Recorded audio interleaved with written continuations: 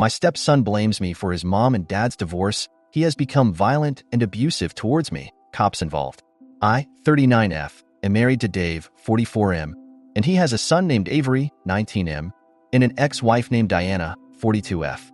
Avery has always been hostile towards me and blamed me for his parents' divorce, despite his dad not meeting me until 3 years after. I have tried my best to spend time with Avery, and I've been respectful of all the boundaries he set with me. Avery still hates me. It was fine with me, as long as he didn't treat me like shit because he hates me. Well, Avery started treating me like shit when he found out his dad was marrying me. He threw a fit, saying his dad needed his permission before marrying me, and that he wouldn't come to the wedding. His dad and I let it slide, and sat down with Avery and Diana to try and figure out why he was upset. It didn't work, and Avery refused to see us until the wedding. At Dave and I's wedding, Avery objected to us being married in front of everyone and asked to make a speech in front of everyone later in the night. In his speech, he told everyone what a horrible person I was, and that I was responsible for his parents' divorce, and that I was a dirty homewrecker. Dave drove Avery back to Diana's, but the damage was done, and several wedding guests assumed Avery was telling the truth. My wedding night was ruined because of this, and a good part of my family refuses to speak to me despite me explaining to them that this was not the case.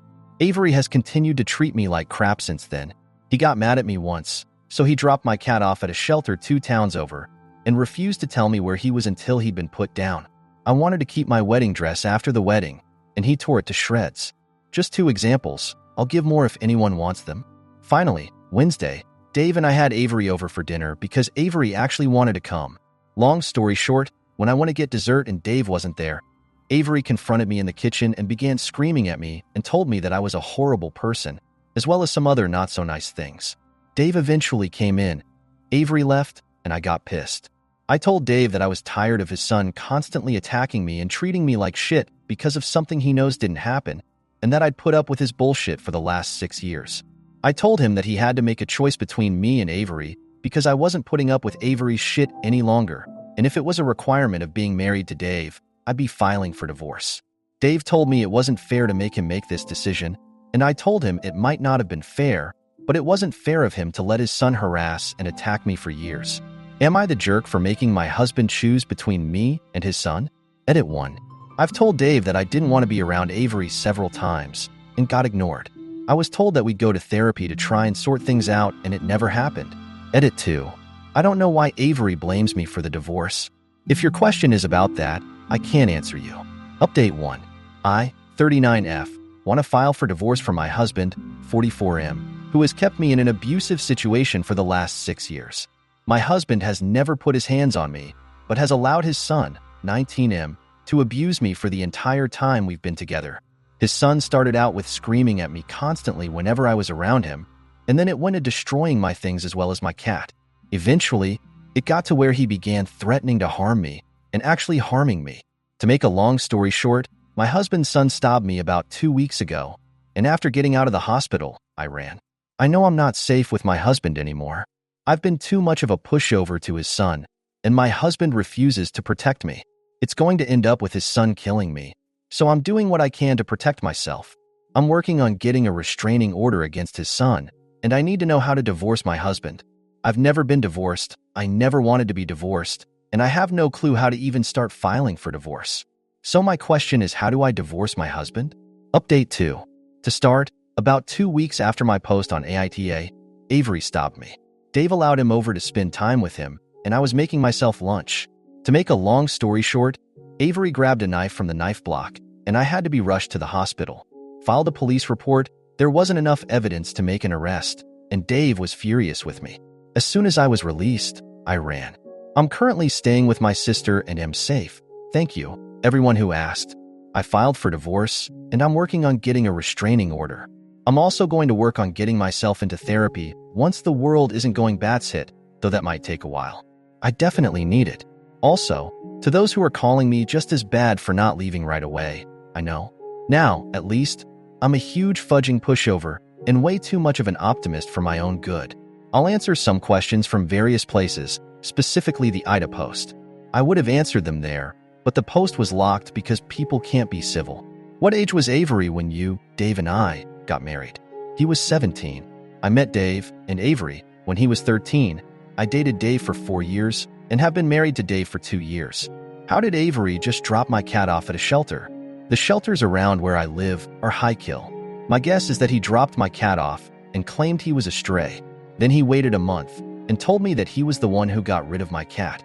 What aren't you telling? You've left out a lot of the story. You won't tell anyone what you've done that is probably just as bad, etc. Here's what I left out. When I met Avery, I was very upfront with him. I told him I wasn't his mom and I wouldn't act like his mom. Then he started becoming hostile and openly hateful of me. At first, it was just him screaming and throwing tantrums and stealing little things, like things from my small snack stash, little trinkets of mine, small gifts his dad sometimes got me, etc. Then it went to him destroying things, like taking photos off the wall and throwing them against the ground as hard as he could, sticking things into the garbage disposal, dumping makeup into the toilet, and eventually stabbing the couch with a pair of scissors. Eventually, it turned to full-on threats. I lost my temper with him every so often and would call Diana in front of him to tell her about what he was doing. The most parenting I would do was send him to his room if he was destroying something. When he dropped my cat off at the shelter, I screamed at him and cried. I told him he was a horrible person.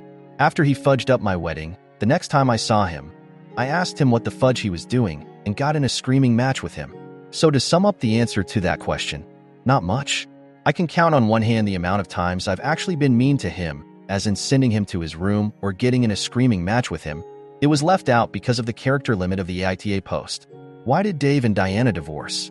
When Diana came to visit me in the hospital, I asked, and this is her answer, Dave wouldn't be a parent to Avery, as in he wanted to be more of Avery's friend than a parent, and he was never home. Dave works from around 6 in the morning to 6 in the evening and passes out pretty quickly after he gets home. Why didn't I leave after my cat was put down? No clue. I should have left. How did Avery get the mic to make a toast after objecting? Dave thought his precious angel was just having a hard time and would shape up. I'll answer any other questions if you have them. I've been asked to update. So, here's the update. Update 3. Officially been divorced for 3 months and just got my restraining order against the jackass's crazy kid, who is currently waiting for a court date because he broke into his mother's house. Avery tried getting into Diana's Nerf toy safe and got caught on camera doing it. I'm far away from it all, and I'm glad at this point. Update 4. I'll be honest and say that I completely forgot about this account.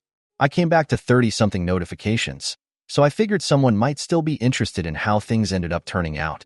Sorry if it's not the most interesting update.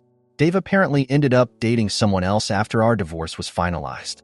Found out via Facebook. He stayed with this woman for about 2 months, and then they broke up. I actually happen to know the reason why, because she made a post on her own account. Avery showed up at her house, threatening to kill her while he was drunk. This happened at around the same time he got caught trying to steal Diana's Nerf toy from her safe.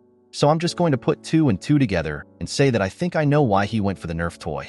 Avery ended up being arrested for it, though I don't think he was charged with anything. If he was, I don't think he had to serve any time. This happened about a year ago, and about 3 months ago I got a call from Diana. We didn't talk much after I left, because I believe she figured it would be easier for me to not have to hear about any of that anymore. Avery died. His death was called a self-uninstallation, though they're not exactly sure if that's the case. It happened at a party, and that's what everyone else said apparently. Somehow, he ended up with some Nerf toy, and they think he pew-pewed himself. I'm not sure I totally believe that, but I don't want to think about it too much. It's definitely plausible. Avery spiraled pretty badly after I ran, if you can call it that. I feel somewhat sorry for Dave, but I mostly feel sorry for Diana. Their kid was an awful human being, but they didn't deserve to go through the pain of losing him. No matter how I felt about him and the awful things he did to me, I couldn't bring myself to feel happy that he passed.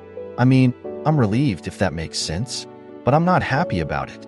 It feels like it would be wrong to be happy about it. I did end up getting myself into therapy after I got settled. I've been looking back at some of the things I wrote when it was all initially going on, and honestly I'm kind of alarmed with how little I reacted to the things that were happening. I feel like I was just exhausted at the time. I brought it up to my therapist, and she told me it was probably just my way of trying to not break down with everything happening around me. But I'm in a much better place now. I'm looking into getting myself a new cat, and I've even opened myself up to the idea of dating again. Update 5. Hey everyone. Thanks for the overwhelming support. It's been a wild ride, and I never thought I'd have so many people following my story. So here's what's new. First, I finally got a new cat. Her name is Bella, and she's a rescue. She's been a real comfort to me and has helped me settle into my new life. I can't believe how much joy a little furball can bring into your life after so much chaos. I also took the plunge and started dating again. It's been nerve-wracking, to say the least, but I met someone special. His name is Mark, and he's been incredibly understanding about everything I've gone through.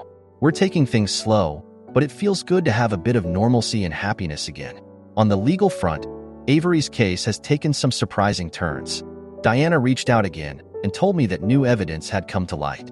Apparently, there were witnesses who claimed Avery's death wasn't an accident. There's a lot of speculation and rumors, and it's all very messy. The investigation is still ongoing, and it's brought back a lot of old emotions I thought I'd buried. Diana and I have reconnected in a strange way.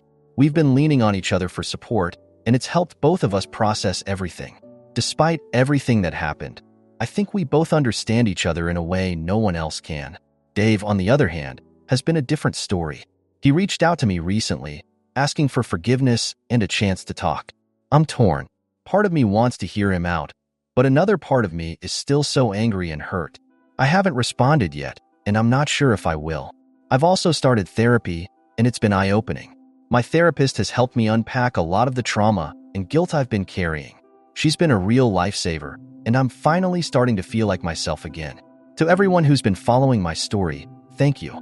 Your support has meant the world to me. I don't know what the future holds, but for the first time in a long time, I feel hopeful. I'll keep you all updated as things progress. Update 6. Hey everyone, I'm back with another update. Life's been a roller coaster, and I'm grateful for all the support and encouragement. Here's what's been going on. So, I did end up meeting with Dave.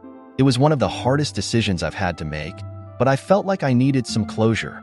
We met at a neutral place, a quiet little cafe. He looked older, more worn out than I remembered. It was clear he'd been through a lot since everything went down. Dave apologized, genuinely. He admitted he'd failed as a husband and as a father. He said he was trying to be a better person and wanted to make amends. We talked for hours, and while it didn't fix everything, it did bring some peace. I told him I forgave him, but I also made it clear that we couldn't go back to how things were. Too much had happened. Meanwhile, things with Mark have been going really well. We took a weekend trip to a cabin in the mountains, and it was the most relaxed I've felt in years.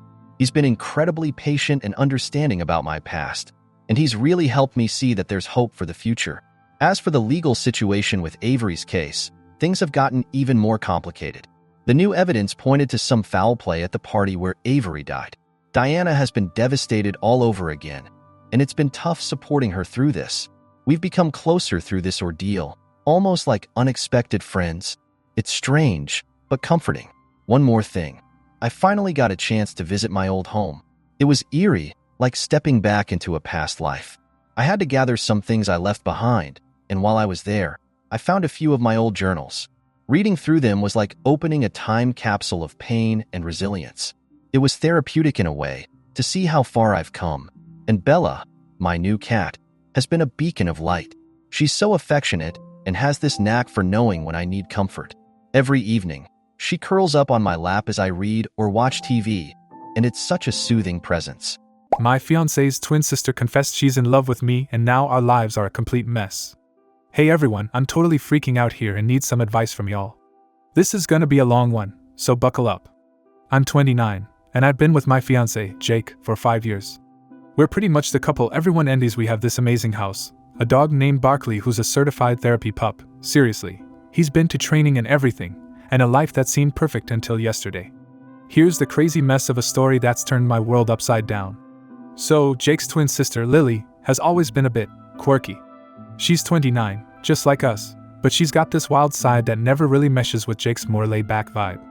Think of her as the human embodiment of a fireworks display, beautiful but unpredictable. For the past few months, Lily has been crashing at our place while she's in between jobs. I never had a problem with it. In fact, I thought it was kinda sweet that we were all bonding more. But holy crap, was I wrong. It all started last Saturday. Jake and I were hosting a little barbecue in our backyard. It was one of those perfect summer days. The sun was shining, the smell of grilled burgers was wafting through the air, and Barkley was busy being his adorable self, begging for scraps. The whole gang was there, my best friend Claire, Jake's buddy Mike, and of course, Lily. Everything was going great until Lily pulled me aside, looking all serious and crap. "Hey, can we talk for a second?" she asked, her voice shaky. Sure. What's up?" I replied, trying to keep the conversation light. I thought she might need some help with something, maybe a recipe or how to deal with the neighbor's cat that kept stealing our birdseed. We moved to the side, away from the chatter. That's when she dropped the bomb. "I've got to tell you something, and it's gonna sound insane. But I need you to know it's true. I'm in love with you." I froze. My mind did this weird reset thing like my brain had just encountered a Windows blue screen of death. I must have looked like a deer caught in headlights because Lily's eyes got all wide, and she started to ramble. "I know it sounds crazy, and I know you're with Jake, and he's my brother, but I can't help it. I've tried to ignore it, but it's like this giant elephant in the room, and it's suffocating me." My mouth opened and closed like a fish out of water. I couldn't even muster a "What the frick?" I mean, who says that? But then I thought, okay, maybe she's just drunk, or maybe she's joking. But no, her eyes were serious, and she looked like she was about to burst into tears. I managed to mumble, "Lily, this is a lot. Are you serious right now?" She nodded. "Yes, I am. And I know you probably think I'm crazy. But I need you to know that I'm not messing with you. I've been in love with you for as long as I can remember. Before you and Jake even got together. Before high school, even. I tried to push it away, but it's like a part of me now." My brain was still trying to process this, but Lily's confession was just the beginning. My heart was pounding like a drum solo in a rock concert, and all I could think was, "What the actual heck?" Before I could even begin to form a coherent response, Jake walked up. "Hey, what's going on over here?" He looked from Lily to me, and his face turned from normal to confused in about 2 seconds flat. Lily took a deep breath, like she was about to dive into a pool of ice water. "Jake, I need to tell you something too. I'm in love with your fiancée. I've loved her for years, and I can't keep it inside anymore." Jake's face went from confused to pale as a ghost. "What? Lily, what are you talking about? This isn't funny." Lily grabbed my arm. "I'm not joking, Jake. I'm serious. I've tried to stay away, but I can't. I want her, and I don't know what to do." Jake stood there, staring at us, his mouth opening and closing like he was about to say something, but no words came out. Then he turned and walked away, leaving Lily and me standing there, completely dumbfounded. It felt like the world had tilted off its axis. Claire, who had been eavesdropping from a distance, came rushing over. "What the heck just happened? Did Lily just confess to you? What's going on?" I shook my head, feeling like I was in some kind of bizarre dream. I don't even know anymore. This is insane. Lily just told me she's in love with me, and Jake's freaking out. I don't know what to do, Claire. This is beyond messed up. Claire put a hand on my shoulder. "Okay, first things first, let's all take a deep breath. This is a lot to process. Let's just sit down and talk about this. We'll figure it out, okay?" We moved to the patio, where everyone else was still enjoying the barbecue, oblivious to the bombshell that had just dropped. Claire and I sat on the deck, trying to make sense of everything. I felt like I was on a roller coaster, and the track had just disappeared into thin air. A few minutes later, Jake came back, looking like he'd aged 10 years in the span of 5 minutes. He sat down across from us, his eyes red-rimmed and tired. I don't know what to say. This is just a lot. "Lily, why didn't you tell me before? Why now?" Lily, who was now sitting next to me, looked down at her hands, her voice barely a whisper. "I was scared, Jake. I thought I could bury it deep down and make it go away. But it didn't. It just grew and grew, and now I can't ignore it anymore. I had to tell you, even if it meant everything falling apart." Jake ran a hand through his hair, looking like he was about to pull it out. "I don't even know how to process this. You're my twin sister. You're supposed to be my other half. And you're in love with my fiancé? This is it's so messed up." I could see the pain in Jake's eyes, and it broke my heart. But at the same time, I couldn't ignore what Lily had said. I mean, how do you deal with something like this? It felt like my entire life had turned into a soap opera. After what felt like an eternity, Claire spoke up, breaking the heavy silence. "Okay, we need to figure this out. This is not something that can be ignored or swept under the rug. Lily, you need to give Jake some space to process this. And your name, you need to think about what you want. This is a huge, massive deal, and we need to handle it with care." I nodded, trying to keep my head above the tidal wave of emotions. I don't know what I want. I love Jake, but I can't ignore what Lily just told me. This is like a freaking tornado in my life. I never saw this coming. How the heck do you even deal with something like this? Jake stood up, looking lost. I need some time alone. I can't think straight right now. I'll be in the guest room. And with that, he walked away, leaving Lily, Claire, and me sitting there, feeling like we were in the middle of a never-ending storm. We spent the rest of the evening trying to make sense of everything. Claire and I talked for hours, going over every detail, every possible scenario. Lily was silent for most of it, her eyes red from crying. I felt like I was in some kind of weird, messed up dream, and I just wanted to wake up. The next morning, Jake still hadn't come out of the guest room. Lily and I were sitting in the kitchen, sipping on coffee that tasted like sadness. Claire had gone home to give us some space, and it was just the two of us, in the quiet chaos of our lives. Lily broke the silence. I don't know what to do. I feel like I've destroyed everything. Jake and I have always been so close, and now I've ruined everything. I reached across the table, taking her hand. You didn't ruin anything, Lily. You just told the truth. It's not your fault that you have feelings. It's just a really crappy situation. Lily nodded, wiping away another tear. But what if Jake never forgives me? What if he hates me? I can't lose him. He's my twin. He's everything to me. I squeezed her hand, trying to be strong for both of us. Jake is hurting right now. But I believe in him. I believe that he'll come around. We just need to give him time and space. And we need to figure out what we want.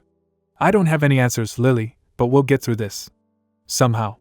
The day dragged on, with Lily and I doing our best to keep busy. I tried calling Jake a few times, but he didn't pick up. Barkley seemed to sense the tension, sticking close to us and offering his furry comfort. It was like living in a pressure cooker, waiting for it to explode. Then, just when I thought things couldn't get more complicated, my phone rang. It was my mom, who never called unless it was something important. My heart sank as I answered, fearing more bad news. Hey, Mom. What's up? I tried to keep my voice steady. Sweetie, I need to tell you something. It's about your dad, she said, her voice trembling. My stomach did a flip. What happened? Is he okay? He's fine, but well, he's been seeing someone else. I just found out. We're getting a divorce.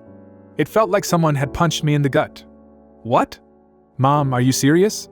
How long has this been going on? For a while, it seems. I'm so sorry to drop this on you, but I didn't know who else to talk to. Your dad and I, it's over. I felt tears welling up in my eyes. I can't believe this. I'm so sorry, Mom. Do you need me to come over? No, sweetie. Just take care of yourself. We'll get through this, okay? Okay, Mom. I love you. I love you too. I hung up, feeling like the universe had decided to dump every possible problem on me at once. First, Lily's confession, then Jake's disappearance, and now my parents' divorce? It was like a bad soap opera that just kept getting worse. Lily looked at me, concern etched on her face. What happened? Is everything okay? I shook my head, trying to hold back the tears. No, everything is not okay. My parents are getting a divorce. My dad's been cheating on my mom.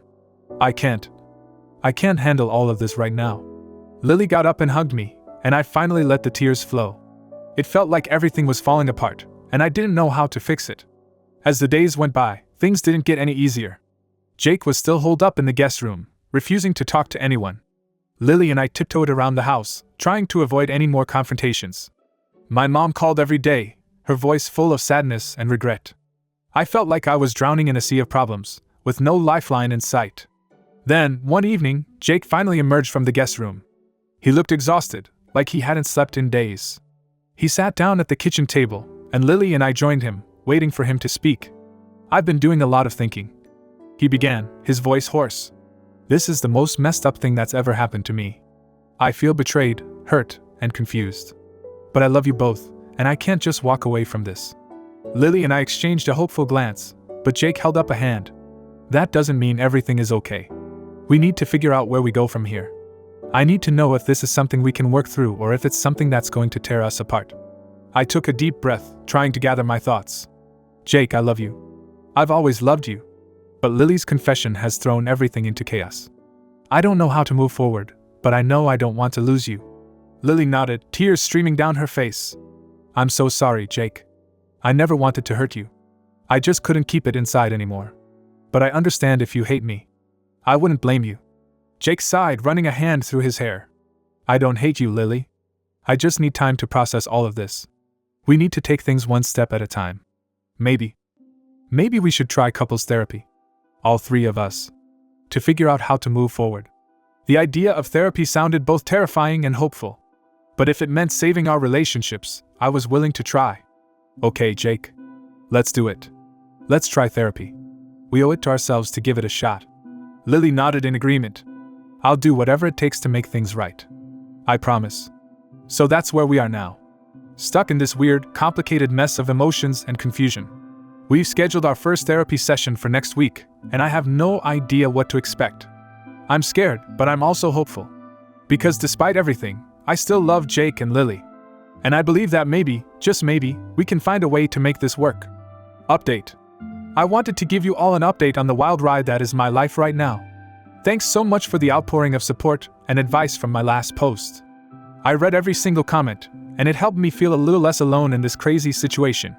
So, here's what's been happening since then. Our first therapy session was last Tuesday. Jake, Lily, and I went in with a mix of hope and anxiety, not really knowing what to expect. We found a therapist, Dr. Harris, who specializes in unconventional family dynamics, which, let's face it, describes us perfectly right now. Dr. Harris was this middle-aged woman with kind eyes and an aura of calm that made me feel like maybe, just maybe, we could get through this. She started the session by having us each explain our perspective on the situation. It was tough hearing Jake talk about his hurt and confusion, and even tougher hearing Lily express her guilt and love. When it was my turn, I broke down a bit, talking about how torn I felt between the two people I loved most. Dr. Harris didn't have any magic solutions, but she did give us some exercises to work on at home. One of them was to write letters to each other, expressing our feelings without interruption. It sounded cheesy, but we agreed to give it a try. Over the next few days, we wrote our letters and shared them during our second session. It was an emotional roller coaster, but it also felt like we were starting to untangle the mess of feelings. Jake's letter talked about his fear of losing his twin sister and his fiancée. Lily's letter was full of regret and love. And mine, well, I poured my heart out about the confusion and pain I was feeling. Dr. Harris also suggested we spend some time apart to get a clearer perspective. So, Jake moved in with his buddy Mike for a while, and Lily decided to stay with her friend Emma. It was weird and lonely at home without them, but it gave me some much-needed space to think. During this time, my mom's situation also took a turn. She called me one night, sounding more upbeat than she had in weeks. Sweetie, I've decided to take a trip. I need to clear my head and figure out what I want. I'm going to Italy. Italy? My mom, who had barely left our small town in years, was going to Italy? Mom, that's amazing. I'm so proud of you. Are you going alone? Well, not exactly, she said a bit hesitantly. Remember your dad's old friend, Tom? We reconnected recently, and he's been really supportive. He's coming with me. This was a lot to process. My mom was going on an adventure, and she had a new friend who was coming along. It made me happy for her, but also reminded me how much my own life was in turmoil. Still, it was a good distraction, and I was excited for her. Then, just when I thought things were starting to settle down, I got an unexpected visitor. It was a rainy Friday evening, and I was curled up on the couch with Barkley, watching some mindless TV to take my mind off things. The doorbell rang, and I opened it to find Claire standing there, drenched from the rain and looking like she had seen a ghost. Claire, what's wrong? Come in, you're soaked. She stepped inside, her eyes wide and frantic. I need to talk to you. It's about Jake. My heart skipped a beat. Is he okay? What happened? Claire took a deep breath, trying to calm herself. He's fine physically. But he told me something, and I didn't know who else to turn to. We sat down on the couch, and she started to explain. Apparently, Jake had been confiding in her about everything that was going on. That wasn't surprising, they were close friends after all. But what she told me next left me reeling. Jake's been talking to someone else, someone from his past. An old flame, I guess you could say. Her name's Sarah, and she reached out to him when she heard about what was happening. They'd been talking a lot, and he admitted to me that he's starting to have feelings for her again. I felt like the floor had been pulled out from under me. What? Jake never mentioned anything about Sarah. Who is she? Claire looked down, her hands twisting in her lap. She was his high school sweetheart. They broke up before he met you, but they were really serious back then. I think he's feeling vulnerable and confused, and Sarah is just adding to that confusion. This was the last thing I needed to hear. Just when I thought we were making progress, another complication had entered the mix. I felt a wave of anger and sadness crash over me. Why didn't he tell me? We're supposed to be working through this together. Claire sighed. I think he's scared, and he doesn't want to hurt you more than he already has. But you need to talk to him about it. You deserve to know what's going on. I nodded, feeling a mixture of dread and determination. You're right. I'll call him and ask him to come over. We need to talk about this. That night, Jake came over, looking as tired and conflicted as I felt. We sat down at the kitchen table, the same place where all this chaos had started. I heard you've been talking to Sarah. I began, trying to keep my voice steady. Jake looked surprised but didn't deny it. Yeah, she reached out to me. We've been talking, but it's not what you think. I'm just trying to figure things out. I felt a lump in my throat. Why didn't you tell me? We're supposed to be working through this together, Jake. He sighed, running a hand through his hair. I didn't want to add more to your plate. You've been dealing with so much already. Sarah is she's a reminder of a simpler time. But it's not like I'm running off with her. I'm just confused. I took a deep breath, trying to calm the storm of emotions inside me. I understand you're confused, Jake. We all are. But if we're going to make this work, we need to be honest with each other. No more secrets. No more hiding. Jake nodded, his eyes filled with regret. You're right. I'm sorry.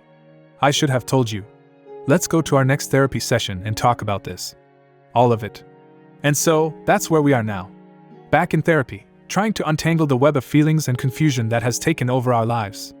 It's not easy, and some days it feels like we're just spinning our wheels. But we're trying. We're fighting for our relationships, for our future. As for my mom, she's having the time of her life in Italy. She sends me pictures every day, and she looks happier than I've seen her in years. It's a small ray of sunshine in the midst of the storm.